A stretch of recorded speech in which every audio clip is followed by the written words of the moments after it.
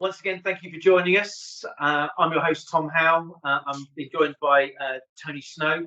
For those of you who aren't familiar with Tony, Tony heads up the creative search division here at the Jefferson Group. Prior to that, he's a 13-year veteran in the creative game, working for various global agencies in capacity of either art director to creative director. We thought, due to the level of experience that Tony has accumulated over the years, especially when it comes to portfolios and reviewing portfolios, both in the capacity as a hiring manager, but also as a recruiter. So we thought, while we have him, we might as well tap into his knowledge and sort of discuss and see if we can give some handy insights and advice to any creative that may be finding themselves on the market or considering a job change. So I'm going to jump straight into this, Tony. Obviously, I'm going to open up with the most obvious question of them all. How important are portfolios in terms of looking for a job? Yeah, hi Tom. Yeah, I mean the obvious question, and obviously I think most creatives so it is so important. You probably heard me say before. I call it the Bible. It is our Bible. It's a creative's Bible. You know, I mean, obviously there's a lot of emphasis on CVs, especially recruiters when we get people applying, and absolutely CVs are important, especially for account handlers, planners, strategists, PMs, everyone else. But when it comes to creativity, your portfolio is really what's going to get you to work or not get you to work. Yes, having a CV is nice. For me personally, now looking at it, I use it as a guide. So I'll look down that and I'll just roughly see where they've been. And as you know, sometimes we'll have specific briefs. And for example, if I've got a briefing and it says B2B, for example, obviously what I'd like to see on a CV is a rough idea of B2B on it. But I just see it as a guide. The most important thing is that portfolio, because it's the work that's going to get you the work, right? And any CD worth its salt will want to see that portfolio before anything. And you know, as I say to people, it's like when I get applications, it's two parts really, and it's two parts for all of us. But for me, look at the portfolio. If I think the work is right for the agency, because that's what it's about. It's not about whether you're any good or bad. Is it right for the agency? And if I feel that portfolio of yours is right for the agency, I'll give you a call. And then obviously the second bit is knowing what the agency is after, the sort of culture it has. I'll then make a decision on the conversation. But the bit that's going to get me to pick up the phone and call Tom Howe or Bob Smith, whoever, is the portfolio. Is that portfolio, does it contain the sort of work that I think the agency's after? So it is absolutely important. For me, it's everything. I mean, I would rather, as long as I get the portfolio, CVs are nice to have, but portfolio is the most important thing. I love that. Okay. Now on the subject of portfolios, I know you and I have had debates about this quite late into the night at times about formatting of portfolios. We've seen portfolios, some in websites, some PDFs, some in keynotes, PowerPoints. We've seen article cutouts, etc., over the years. For you, what is the best way to present your work? Well, again, you know, this will be subjective because I'm sure there'll be some nodding heads out here when they look at this, and there'll be some people probably disagreeing. I think personally, I'm a massive fan of the website. I mean, I've still got one. I had one for a long time. I think with websites, I prefer that because, you know, if you land on a website and it's a decent website, the first thing it does to you, you know, I mean, there's loads of different designs, but generally you'll land on a homepage. And if you take the basic design, and I've got that, which is you might see 3, 6, 9, 12, 15 little boxes with a visual and a name of a brand. And it gives you an overall look. I can look at that and scroll down without literally clicking into anything and go, oh, he's worked at Shell, he's got Nike, he's got this, he's got that. It just gives me a very simple overview. And then the idea would be simply click on through to one of your brands, and then I'll see the rest of your work. I think also what a website allows you to do is, you know, if you look at the navigation bar, if you want to put testimonials up, it's great. A little link up there for testimonials. One of the things I always like doing is, you know, putting client list up there because it gives recruiters especially, has Bob Smith worked on across financial brands? Oh, I'll click on that and I'll go down. Oh, yeah, he's got loads of them. So actually it's quite nice. It's quite nice to do that. So I think as from an overall point of view, looking at it, as long as, and we got into it, I know in a little while, is websites to me are really, really, I think the best way to go. Now, PDFs, and I think we do get a lot of them, and I've had these conversations. I think PDFs, I think the thing with that is you know, as long as it's done right, okay, and I'll use that because I see too many PDFs that are just too full, too busy. So I'll get something, and for me, if a PDF looking bad, I think is worse than a website looking bad. And when you get that PDF, if it doesn't do yourself justice. So I think one of the things I found, and I know we've talked about this, and I've talked to creators about this, is I just feel there's a lot of creatives not doing themselves justice with their work. And often it's just in appearances and what format it's in. And I'm sure we'll get a little bit deeper into that. Yeah. But I would say, you know, definitely website, PDFs, if they're done well. The one thing I'm going to say out now and tell people to avoid is, and I've had this a few times, I've had links to Dropboxes, right?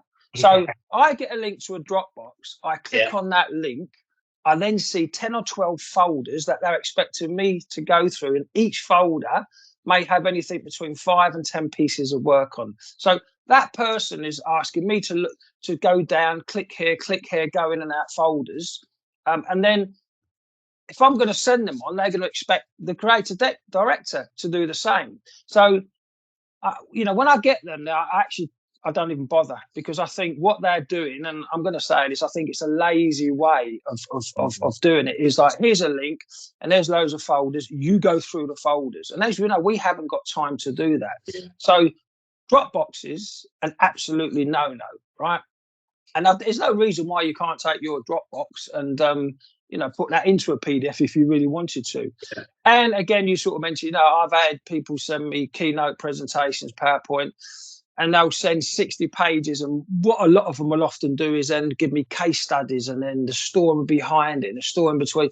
When you don't want that, you know, what a creative director will be looking for, it might be a little rationale, right? Yeah. A paragraph above it that tells you a little bit of info, and then your ideas. You know, I always think about, you know, the great Dave Trott, you know, one of my favorite creatives, long time ago. I think it's when he was running GGT. You know, he actually said, look, when someone's on a tube or a train and they're looking at a press ad, you won't be standing over their shoulder explaining the idea to them. No, that idea's got to be self-explanatory. Okay, yeah. So I think it's all, you know, I you know, even on my website, I think a little paragraph, great, but you know, I'd have pages of describing everything, and I just think it's messy. And what it does for me is, you know, I know how important a portfolio is. So if you don't take care of that, yeah, that's, for me, that says something about you, because that right there in front of you is going to get you the job, your work, or it's not going to get you a job.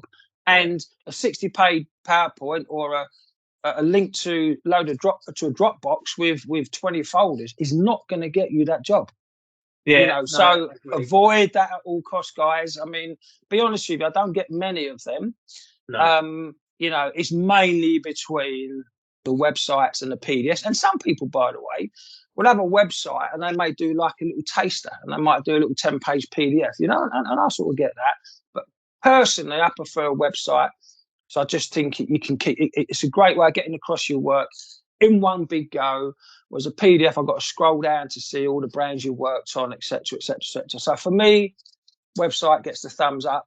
PDFs if you do it well, but not links to everything else, you know. It's one thing I think, actually, fun enough, I could probably say one word to you and you'll be able to pick this up and run with this bit.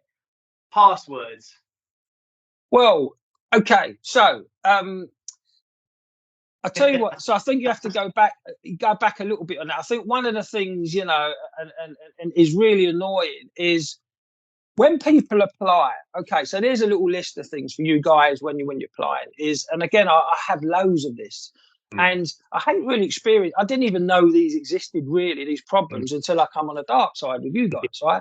So, you know, what will often happen, so if you go back one, we get their application. Yeah. Okay, we get their application, right? You think, great. And then I'm going, okay, so where's the link to you, or PDF, whatever it is. can't see it. So the first mistake they make is there's nothing on there for me to see. Yeah. Right? There's nothing on there. Now, if I then look at their history of them, and sometimes I'll check out on LinkedIn, if I think that their history of where they've worked looks like it could be a fit for the agency, I'll send them a message. I go, hey Tom, I think I can't find you. I can't find your link. Can you send me it? Right? And that, but if I look at your LinkedIn profile or a CV and I don't see anything that looks like it's going to be connected to the agency, I'm thinking, well, why, if you can't be bothered to put your link, your work, that's what's going to get you your work. To me, I'm not going to call you. So let's say you've sent me a link. Great. I click on the link. It doesn't work. I cannot tell you how many people have sent me a link to a website that you can't open. So again, it's almost like, they're not looking after the one thing that's going to get them work and money. It's like having a car outside and never cleaning it, and eventually, or not servicing it, or not MOTing it, and eventually your car is just going to stop working. Yeah. And our portfolios is, it's really, really important. So make sure that you put a link on your CV or your cover letter, or whatever. Yeah. If you do, make sure it works. Yeah. Okay. If it works and you're one of those that need a password, provide the password. Again, cannot tell you how many I get no password. Yeah. And it's like, really? And then some people actually say, oh, I'll give you my password. If you need to get in touch with me to give you password. Well, why? You're applying for a role that's showing off your creativity. Why do I then need to get in touch with you to get a password? So make sure that your password is on that CV or piece of paper with a working link to your work.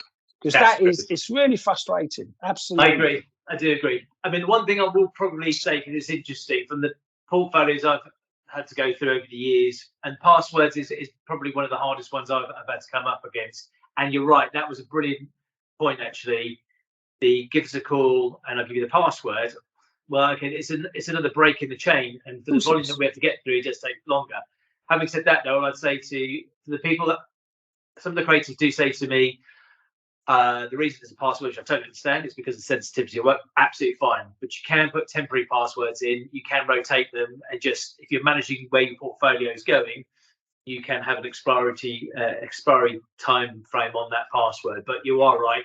There's nothing worse than having to try and chase up. It just puts another hurdle. Well, what you can do, what some people do, Tom, and I get that. I'll often get people talk about NDAs and they can't show the work. But in truth, let's be honest. Yeah. Everyone's done a bit of NDA work, but you don't have a portfolio full of NDA work. No one does, right? So, if you've got a portfolio of 20 pieces of work, maybe you've got a couple of pieces of NDA. Well, if you really have to, make those password accessible. If you really have to, it means I can see the other 17 pieces of your work, and that'll give me an idea anyway of whether you're right for the role. Good point. And I've actually do know people. I've seen portfolios that do that. Like if you click on it, it won't click through. It'll ask the password, and basically it says NDA. Get in touch for. And I get that I sort of understand. But you're not going to have a portfolio full of NDAs. Right? You're not. No, you're actually spot on there. All right, so moving on, can you walk us through what makes a great portfolio in your eyes? Okay.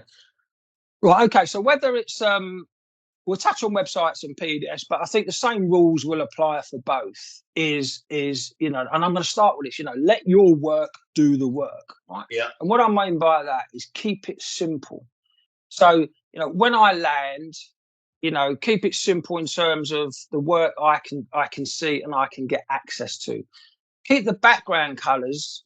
Don't let them interfere with your work. I have websites where people do green backgrounds and blue backgrounds and typography of all different typefaces. And what it does, it just sort of starts interfering with your work. And I've seen plenty of them. And actually some of them will do like a really weird purple background and then green writing. It's like they've gone out to create something very artistic about a portfolio. You don't need to do that. It's what your website looks like in terms of design isn't going to get you the work. What's going to get you the work is the work that's in the website. And what you need to do is let it breathe. So the first thing, just keep it really simple. It haven't got to be complicated. No flash typography, no flash colors, no moving backgrounds or anything like that. Keep it really, really simple. Again, in terms of navigation, make it simple. So when I click on, let's just say I click on one of your brands and I go through. And by the way, I'm guilty of this, and I haven't done this to my website. But what happens is, I'll scroll down and look at all your work. Yeah. And sometimes it could be a long scroll. And I get to the bottom and I think, okay, where do I go next? And I have to scroll all the way up to the top. Sometimes, it might have to be going back one step. Yep.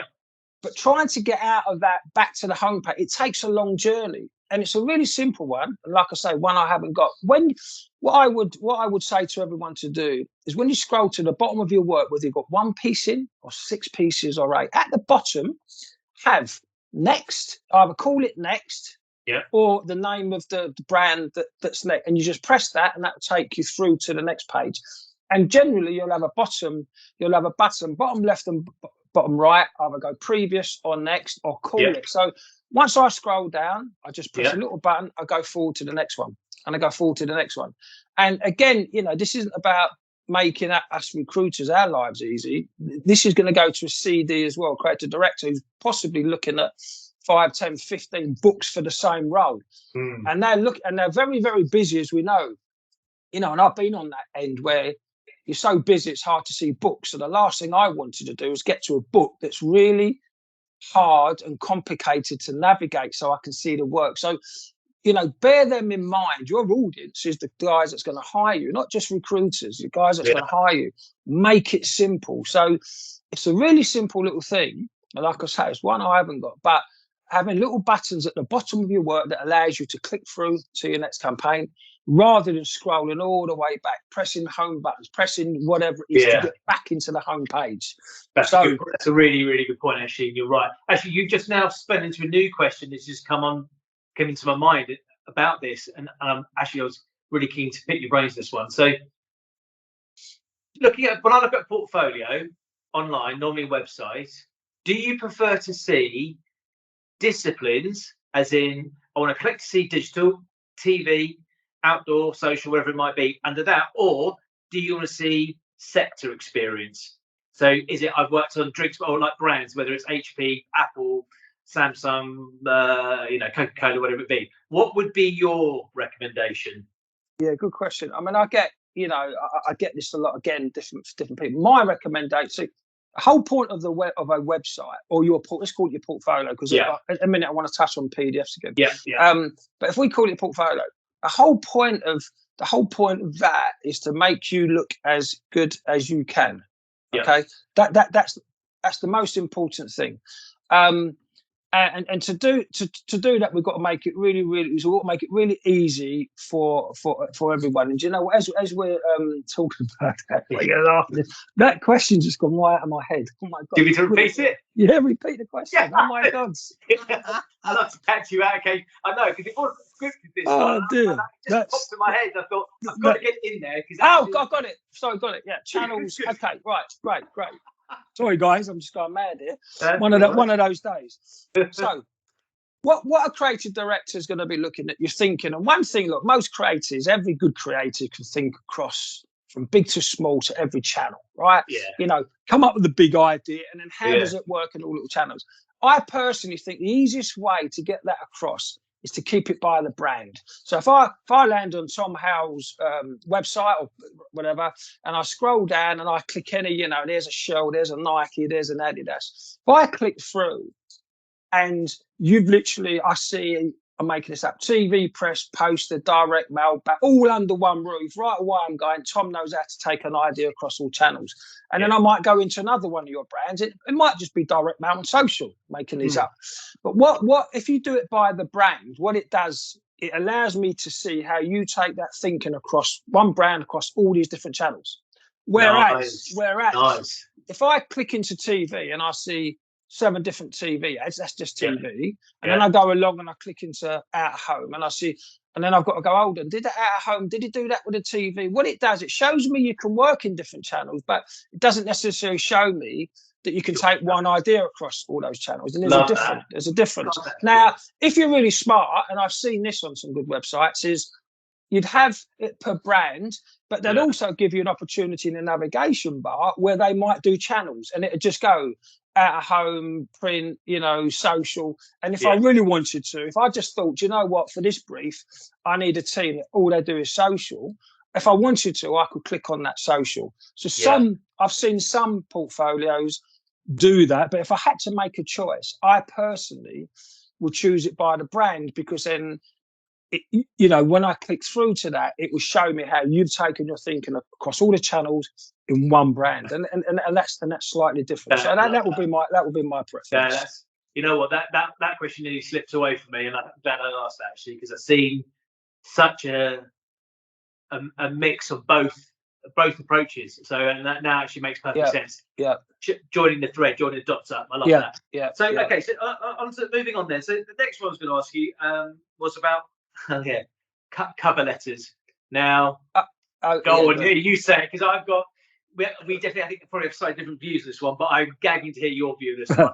Well, look, before I'm going to write this down so I don't forget it when I come back to it. The one thing I think I haven't spoken on, which I just want to click on, because I even had this recently, even to yesterday. I spend a lot of time talking to creatives, and actually a lot of them come to me for sort of book crits, which is great. Now, going back to PDFs, guys, this is really important. If you really want to do PDF, which is fine. And by the way, I've seen some fantastic PDFs of work. Some really, and I find it works better for designers than art directors and writers, in my opinion, right? Yep. And I've seen some tremendous PDFs where you scroll down. And one of the reasons is, so one of the biggest mistakes people make is they cram too much into such a small space. So if you think, with a PDF, I'm scrolling down and there's my one full page. And I might see some people might put 6, 8, 10, 12 pieces of work on one small page, right? So then what you've got, it's so closed in. One, I can't really see your ideas. Yeah. They're all butting up against each other. They merge into one. Some people put emotion going on. So when I'm looking at it, I've got these small little images. I can't even read the copy. They're all merging into each other. I've got motion going on. And what it does, it just kills your work. And then when I try to zoom in on it, unless the quality is great, it starts blurring. And so what happens is you just lose any great ideas. You just lose it because they merge into one. My advice would be no more than 2 to 3 pieces on a page. Do one if you have to. So, let's just say whether you're a designer and done some visual identity, or whether you've got a couple of posters, let it breathe, right? Enjoy the white space around it. Don't fill it with the rest of the campaign. Let me see, 2 press ads side by side. If you've got a bit of a visual identity, let me look at it. Really take in the look, the feel, the design, maybe the color, typography, right? Because again, a CD is going to be doing the same. So if you're going to do a PDF, please, please, please don't cram 10, 12, 15 pieces on one page. Page after page after page, because what that does, in the end, I turn off. We talk about ads. If we just talk about a general piece of communication, what happens to any viewer out there? If the ad's too busy, we take nothing in and we just turn off. And that's the problem with your PDF. If you come down, you're busy, busy, busy. And again, it's a reminder. You're up. You're going to be. Your book might be sitting there with 10 other portfolios. If he's already seen 1 or 2 that's quite good, and yours is really messy, they won't even bother. They just pass you off. So to make the best out of that, keep the work to a minimum and keep it simple. I would rather see, this is me, 40 pages if I had to, but I had great work on it that was breathing, rather than 10 pages all crammed in where I can't see anything. And I've seen plenty of that. And it's the biggest mistake people make on a PDF: cram too much work in. Stop it. Keep it simple, guys. So your ideas are breathing, they're coming across, and it's allowing the hiring manager, the creative director, to have a look at it and really take it in. Anyway, back to cover letters. Back to cover letters. Cover letters. I never thought. I tell you, and again, I'm going to put some of my experience when I was on that side. Yeah. But it takes us into a bigger problem, right? Is how easy it is to apply for jobs, right? And all connected, by the way. And the reason I want to bring this in, so I'm going to sum it up by the other day. I saw a creative director. I don't know who he is. I'm not connected to him, and I think he was looking for a senior writer. Yeah. So he did his little ad, and he said only apply if you've got a cover letter. Right? And my first thought was, and then I understood what he meant, because what he's saying is if we're really, and this goes to me because I remember this, if we're really serious about that role, we will put a bit of time into it. Now the problem, and I mentioned this before, LinkedIn Easy Apply, which is the bane of every recruiter's life, is we go press, to gone. And we often think, yeah, that job looks a little, I think I could do that. I think it might be all right. I think I'll apply. And there's other jobs that have come along and you'll go, wow, that's the job I want. And I always remember, for example, if I saw an ad, say for Lego, you'd go, oh my God, I'd love to work it. I'm going to want to put something in extra. If I see another job, maybe it wasn't hitting my passion, I might just go, I'll apply for it. I'm not sure about it. And I'll just press LinkedIn Easy Apply and it'll go through.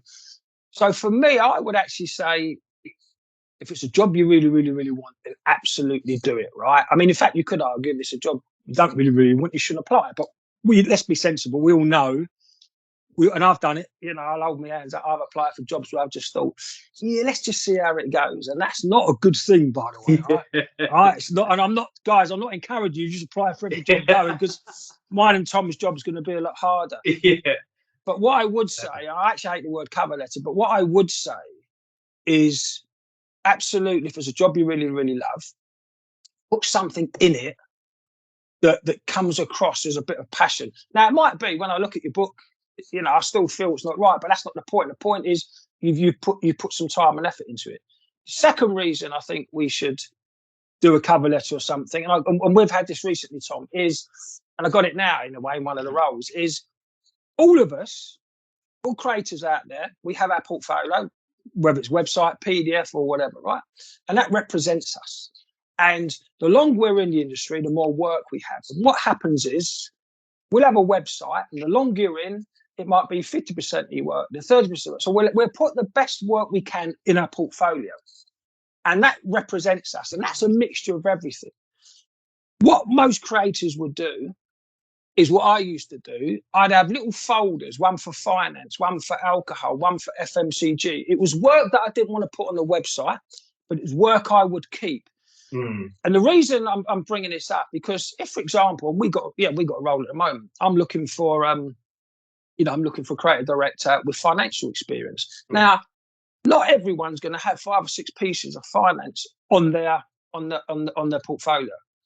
So if you're applying for a financial job, or if you're applying for a role they want someone with car experience, or if they're applying for a role where they want shopper marketing, if it's not on your website, which most of the time we might have 1 or 2 pieces, then what you want to be doing in that paragraph or your cover letter is saying, hey, Tom, I'm applying for the role of creative director in finance.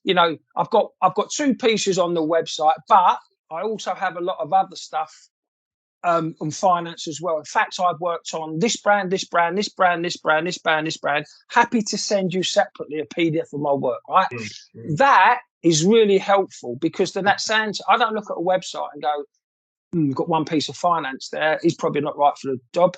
If I see a cover letter saying, hey, Tone, I've only got 1 piece on, I've got HSBC in there, but just to let you know, I've worked on Lawyers, I've worked on Barclays, I've worked on Egg, and I've got work to do it. I'll send it. I'll go, great. Now that's worth a call. And that's because there's a paragraph on a cover letter or whatever just sounds to me, I've got this experience. Because without it, I can't guess. And that one piece of work might not be enough for me to pick up the phone and give you a call. So it's really important, if you're applying for something and you've got a lot of experience, but it's not coming out in your portfolio, please let me or the recruiter know you have it. Then I can say, thanks for that, Tom. Can you send across your PDF of all your financial work? Let me have a look and we'll have a conversation. So from that point of view, absolutely important. Yeah, absolutely important. No, good. No, I love that. No, thank you, Tony. Listen, just as we come to a close on this one, and thanks again for this afternoon. Really insightful. Is there any last takeaway you want to leave with the audience? Any last bits of advice that maybe we haven't covered in this session? Oh, I think we've covered most there. It's a lot of the things that I thought I was going to add in, I think we've covered that That's really. good. So I'm just going to finish on, and it's a line I always say, let your work do the work, right? And it's got, get that portfolio, treat it like your car, MOT it, service it, right? Check it, make sure the link's working. And, all the creators that we're going to be probably looking at this, when we do a piece of work out there, whether they're doing a design, whether they're doing a press ad, a TV, a social banner, we're communicating a message, right? And we've got to make sure we get that message out and it's understood by a certain audience. The way you've got to look at your portfolio is your audience, if you're applying for a job, is firstly the recruiter and the creative director is going to be looking. If you go on direct, it's the creative director. Yeah. But what you've got to say to yourself is, when they look at this my portfolio, whether it's a website or PDF or 20 drop boxes or whatever you want to say, or I would, right? You got to say, when they look at that, are they looking at a portfolio that's right for that role? Have you got enough work on that, right? And that's the thing you got to do. Make, again, as we said before, make sure the link's working. Make sure you've got passwords if you need passwords. But when you send it out, and I think what happens is, and again, I keep going back to it, I think when you've got something like LinkedIn Easy Apply, often we don't even update that. We just keep sending it, right? And we never really check our websites. We assume the link's working. We assume it's all up to date, I would just say, service it, right? Every now and then, have a look. Update any work you need to put in it. If you don't, is it working? Can I read everything? Is everything in order? Etc. etc. Right? And the other thing is, actually, I would say, guys, is and I think does help is, whether it's on a website or not, I'd actually, on your navigation bar, have your testimonials, because I do think that helps. But I'd actually have a client list under there as well. So if I clicked on it, instead of putting on your CV and have a load of stuff, if I clicked on your client list, what's quite nice, it makes it easier. This is all about maybe making it easier for recruiters for you, because maybe as an ex-creative, I'll probably do things they don't, and I'll look further than they do, right? Because I understand what it's like. If you've got a client list and I click on it, right away it tells me the sort of brands you've worked on. And that will help any recruiter. So if a recruiter is, for example, looking for finance, and he clicks on your client list and he sees Barclays, HSBC, et cetera, right away you're giving them an idea that he does. So even if it's not on your work, your client list is giving you a clue to what you've done. As Tom done any cars, this is for, can't really see much on his book. I need something. Let me just check his client list. Oh, Audi, Ford, Jaguar, BMW. I'll give Tom a call. It might not be on his website. He's worked on those brands. So just having that little list up there may stop, recruiters sort of deleting you and throwing you into the bin because they haven't seen it on your website in terms of work. If they see your client list and the brands you've worked on, they might go, wow, actually, five brands on finance or 6 brands on cars, we'll give them a call. Yeah, no, I think that's brilliant advice, actually. I absolutely love that. Awesome. Look, Snowy, thank you as always. Thank you for today. You're welcome. Obviously, everyone, look out for the next one. There's several topics coming up, which will be some controversial, some quite amusing. But any questions, reach out to either Tony or myself. You know how to get hold of us. Thanks again. Cheers, fella. Thanks, guys.